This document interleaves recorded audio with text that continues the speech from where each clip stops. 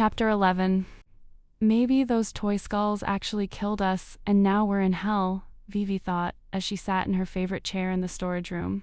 The golden velvet wingback that she'd spent so much time in, there was probably an impression of her, but in the cushion. It seemed like a good explanation for why she was stuck in this night that wouldn't end. First the caves with Reese, then that nightmare here at the store, and now, despite being nearly 30 years old, she had to explain to Aunt Elaine that she'd broken one of the most sacred rules of witchcraft because a guy hurt her feelings, and that guy was currently Beer. It was an accident, she said again, for what felt like the 20th time this evening. We were just being silly. There is no being silly with magic, Aunt Elaine said, as stern as Vivi had ever heard her. She was standing in front of one of the wardrobes, her arms folded over her chest, her hair pulled back from her face. Several earrings sparkled in her left ear, a long strand of silver dangling from the right, and she looked every inch the powerful witch she actually was. As I told both of you constantly, Elaine went on before walking over to the wardrobe and pulling out a t-shirt. What does this say? She asked, shaking it, and Vivi saw Gwen roll her eyes from her own spot, sitting cross-legged on one of the trunks. "Mom," Gwen started, and Elaine raised a hand.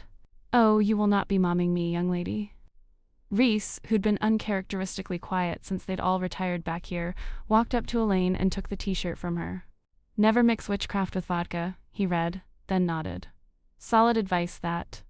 "Okay, no," Gwen said, standing up from the trunk. Her mascara was smudged and there was a run in her tights, but other than that, she didn't seem that much worse for wear, given what had happened tonight. "You don't get a say in any of this. This is all your fault because I did the curse?" Reese asked, raising one eyebrow as he tossed the shirt back to Elaine. "Is that why ear's my fault?" Hands on her hips, Gwen faced off with Reese.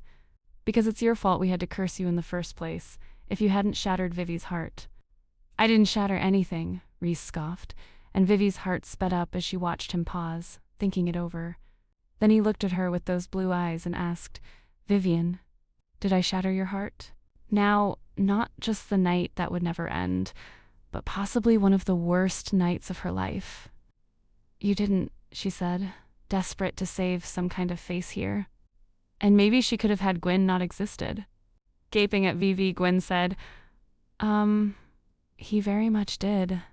Remember all the crying, the bath? You kept conjuring up the smell of his cologne? For fuck's sake." Vivi's face flamed red, and she sunk farther into her chair. "I did not do that," she muttered, even as Reese stared at her in obvious shock. "You called me a fuckerneck, which is not even a word," he reminded her. "You threw my own pants at me. You weren't broken-hearted. You were angry. Right? Because no woman has ever been both those things at the same time," Gwen said, and Vivi finally stood, scrubbing her hands over her face. "Would everyone stop acting like I was this tragic, lovelorn victim? I was a drunk teenager goofing around with my equally drunk cousin. This was not that big of a deal." She paused, then rolled her eyes. "Okay, so this part of it has turned out to be a big deal, but I mean the actual cursing bit. That was not meant to be a big deal, and you're all being ridiculous about it." She pointed at Reese. "Do you really want to tell me you didn't do something overly dramatic and stupid as a teenager?" Asterisk overly dramatic and stupid describes my entire teenage career, so no. "Gwen?" she asked, turning to face her cousin. Screwing up her face, Gwen said, "Girl, you lived with me when I was a teenager, you know?" Nodding, Vivi faced Aunt Elaine, who continued to frown at her for a beat, only to finally throw up her hands and say, "I know you're just going to mention the whole thing with Led Zeppelin, so let's just skip it and admit we've all done stupid things in our pasts and leave Vivi alone about her motivation." "Thank you," Vivi said. "Now that we all agree that the why does not matter, the issue is the what.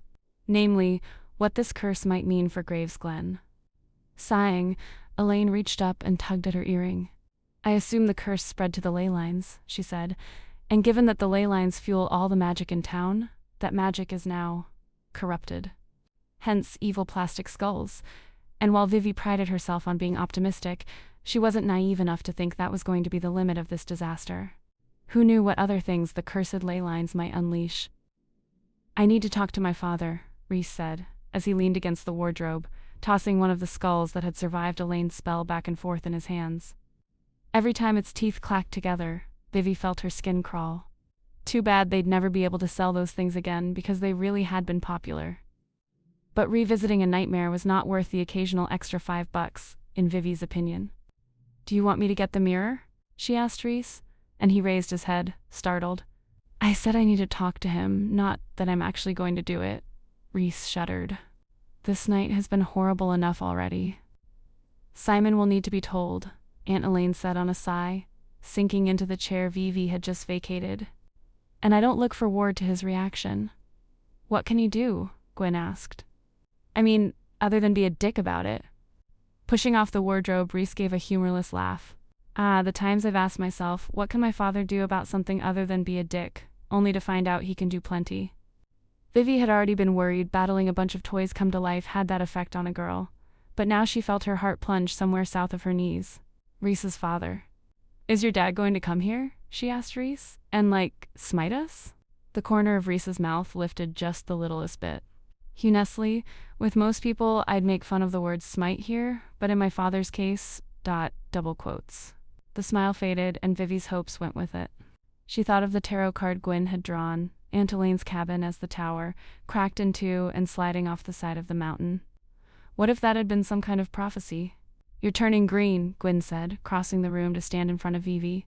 "We're gonna fix this," she said, laying her hands on Vivi's shoulders and giving a shake. "We're badass witches, remember?" "You're a badass witch," Vivi reminded her. "Aunt Elaine is a badass witch. I'm a history teacher. You can be both." Gwen's hands tightened. "And this isn't your fault." "It was my idea to curse him, remember?" "But it was my magic that did it," Vivi replied, remembering that candle flame, how the words coming out of her mouth had felt different. Heavier. Charged, somehow. The one truly powerful spell she'd ever managed, and it was going to wreck everything for her. Classic. "If I, as the cursed party, might interject here," Reese said, shoving his hands in his pockets. "Isn't it possible we might all be overreacting a little?" "Yes, tonight was shit. No getting around that.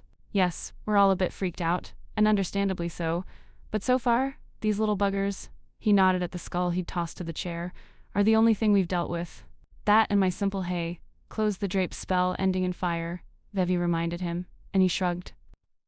"You said yourself, your magic has always been a bit what was the word? Wanky."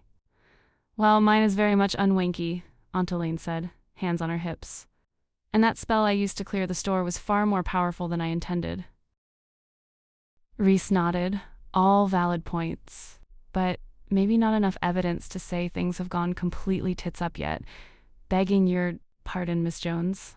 "I have tits, so I think I can handle hearing the words spoken, Mr. Penhallow," Aunt Elaine said with a dismissive wave before sighing and steepling her fingers against her mouth. Never a good sign. The last time Vivi had seen that gesture from Aunt Elaine had been the time Gwen had briefly gotten engaged to the guy who read fortunes at the Ren Fair and called himself Lord Falcon, despite his driver's license saying Tim Davis. But now Aunt Elaine only took another deep breath and said, "I think you may be right. Maybe this isn't as bad as it seems." "It seems pretty bad, Mom," Gwen said, frowning.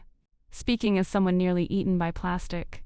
"No, Reese has a point," Vivi said, surprising herself.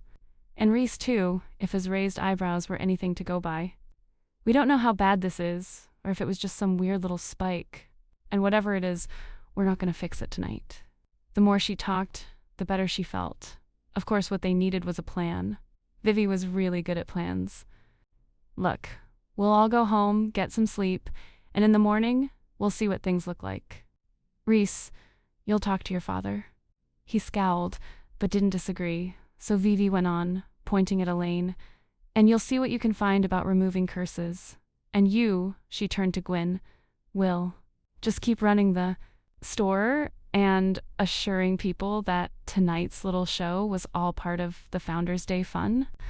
"I like how my job is the only one with any real threat of Dangare," Gwen said, but off Vivi's look, she lifted her hands in defeat. Okay. Operation Soothe the Muggles. I'm on it." "Good," Vivi said. "So, that's it. We have a plan. Kind of half-ass one, but a plan nonetheless." "Quarter-ass if you ask me," Reese muttered, but then nodded at her. "But certainly better than nothing." Glancing around him, he sighed. "And at least I'll get to reacquaint myself with Graves Glen after all this time." When Vivi only stared at him, he added, "I mean, it's not as if I can go home until all this is over." He was right. She knew that. Of course, getting this sorted out meant that Reese would stay here, in her town, working with her. He smiled at her then, winking, and despite all of it, the curse, the embarrassment, the freaking tiny plastic skulls of death, Vivi's heart did a neat little flip in her chest. Yep, definitely in hell.